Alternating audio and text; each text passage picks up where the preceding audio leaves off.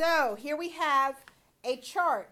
And whenever you see two rows in a chart, when it's in scatter plots, the first row is always the X and the second row is always the Y. So we can key this in a table and find the equation.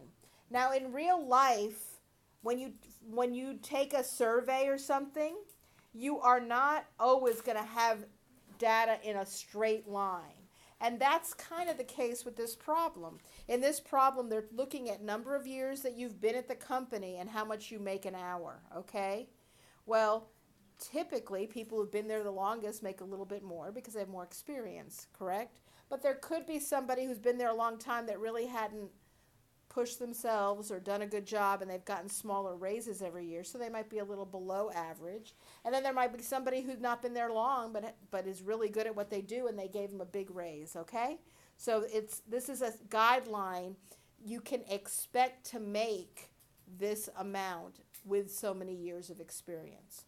So the first thing we're going to do is key the information in our calculators. Everybody's going to hit the stat key, and you're going to hit edit. And you should have a blank screen with L1, L2, L3. Does anybody have numbers under L1, L2, or L3 like I do? Everybody's going to key in L1, the X values. So you have to hit enter each time. 9, enter.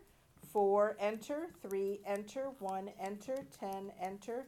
6, enter.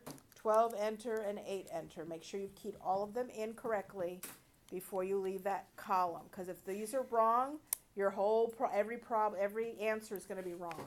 So it's called garbage in, garbage out. If you put garbage in the calculator, you're going to get garbage out. And then you're going to do L2 is 17, enter, 10, enter, and keep going. If you need somebody to read them to you, let me know. You keep on going on that one? Put the Y's in. On the L2. L2. Okay, now we're going to find we're going to do something else. Everybody hit second window. No, we're going to hit second Y equals. Sorry. Second Y equal. And you're going to hit enter. If it's off, is the first thing that says off, the very first thing. Hit enter and change it to on and hit enter again and then hit second quit. So we turned our plots on. Okay? Let's make the window look like what we want it to look like. Everybody hit the window button, plain window. And our X minimum. In real life, can anybody have negative years of experience? No. So in real life, your graph is going to look like this, where it starts at 0 years of experience. And what's the most years of experience in that table? 12? 12, yes. So I'm going to put like 15 just to make sure I can see everything. And then on the Y, so X minimum is 0, X maximum is 15, and your scale can be 1, so there'll be like 1 tick mark for each one, okay? And then Y, we're going to also start at 0. If these are huge numbers, start at a bigger number. Like if it's like 2,000 and 4,000, start at a bigger number. And you're going to go all the way, it goes to 20, so I'm going to go to 25. And I'm going to go up by 5. So I'm going to go Y minimum is 0, Y max is 25, and up by 5. Do you all have to do it exactly like that? No, but that's an idea of what you want to do. You want to make sure that the numbers that are on the table will show up on your screen. Got it? What's the extras? So mine looks kind of like this. There's one up here and one down here and then one over here and here and here, here, and maybe here. I don't know. It looks like that, something like that. So now we're going to see the line. Anybody who's seen an action movie, Jason Bourne or any of those movies, what happens when they're in small European countries? They're always racing through these tiny streets, usually in alleyways and stuff, and they always end up at a marketplace, and they always try to hit all the vegetable stands they can hit. I don't know why, but that's what they do. And that's what we're going to do. These are the vegetable stands, all those dots, and we're going to run right through them. So let's see how we find an equation. You're going to hit stat, calculate, 1 over, just type in a number 4, which is line reg, and you're going to go down and hit calculate and hit enter, and it gives you, Can you come in here again?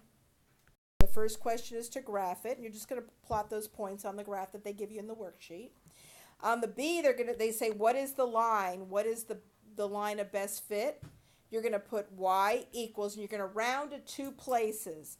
Mine says 1.23x plus 5.57. Does everybody have that pretty much if you round to two places on your screen? Look what a is. A goes with the x, and the b gets added on the end. Does everybody see that? Now, we want to put that equation, and we don't want to round it for the calculator. We want to put this whole mess in our y equals screen. So we're going to hit y equals, and we're going to clear anything that's there. Just clear it. Got it? And then we're going to hit vars, which is right to the left of the clear button. We're going to hit 5, arrow to the right, arrow to the right. So we have EQ at the top. You see it? Mm-hmm. And hit enter. Where's Bummer? Right to the left of clear. Vars, 5, arrow, arrow to the right, and hit enter. And then you see your y equals screen has that ugly thing in there. Mm-hmm. Now hit the graph button. And there's your car going through the vegetables. Oh, wow. This man is a reckless driver. Should I draw? Okay, so this is what this is used for. Let's say I am a city planner and I want to know what the population has been in Charlotte for the past 30 years. And I see that every year the population in Charlotte is increasing by a certain percent, right? I need to know when to build schools, when to build more roads, when to build an outer loop outside of 485, right? So I need to see what the population is going to be 15 years from now, because I can't wait till everybody moves here and they go, oh, I'm sorry, we don't have schools for you. So what I'm going to do now is predict the future with this line of best fit. So let's say I worked for this company for 34 years, and I want to know how much I should be making based on this line.